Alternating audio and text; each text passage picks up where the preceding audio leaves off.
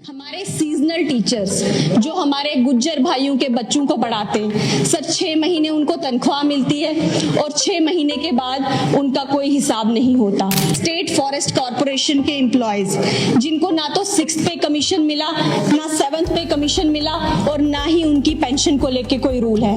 Sir, JKSSB का exam दिया हमारे बच्चों ने, लेकिन उनकी कोई सिलेक्शन लिस्ट जारी नहीं हो रही है। हमारे किश्तवाड़ को भगवान ने हर तरह की खूबसूरती से नवाजा है। सर, मैं किश्तवाड़ के दक्षिण की बात करूं तो वहां पे एक बर्मा पीक है जहां 2 कुंड हैं, ब्रह्मसर और कराल सर। सर, इनको भी टूरिज्म मैप पे लाया जाना चाहिए। ये बातें सिर्फ सरकारी कागजों में नहीं रहनी चाहिए, ये आवंटन जमीनी सतह पे लागू हो तो क्या बात है, क्या बात है। जब हमारे सामने बजट डॉक्यूमेंट पेश हुआ तो उसमें भी वही सेंट्रली स्पॉन्सर्ड स्कीम का जिक्र हुआ जो पहले कही गई थी। हमें ये कहा गया कि ये विजन डॉक्यूमेंट है जम्मू कश्मीर का, लेकिन ये विजन डॉक्यूमेंट जो हमारे जम्मू कश्मीर के लिए है, ये हमारी पैरीफ्रीज में क्यों लागू नहीं होता, मुझे ये बात समझ नहीं आती।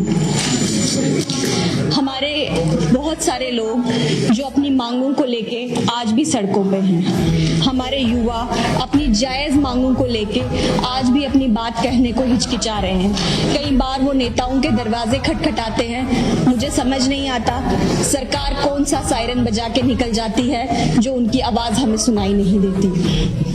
हमारे डेली वेजर भाई जो हमारी फाइलों को चलाने से लेकर हमारे मेज पे पानी पहुंचाने तक हर जगह हमारे डेली वेजर भाई हैं, लेकिन उनकी मांगों को नहीं सुना जा रहा है। मैं सरकार से गुजारिश करूंगी कि उनकी रेगुलराइजेशन को लेके कोई पॉलिसी फ्रेम आउट करनी चाहिए और एक डिफाइंड टाइम जो है तब तक उनकी रेगुलराइजेशन जो है वो कर दें, ताकि वो आए दिन सड़कों पे हमें ना दिखें अपनी मांगों को लेके। सर, शिक्षा के बारे में ये कहा जाता है, बाबा साहब अंबेडकर कहते थे कि शिक्षा वो शेरनी का दूध है जो पिएगा वो दहाड़ेगा।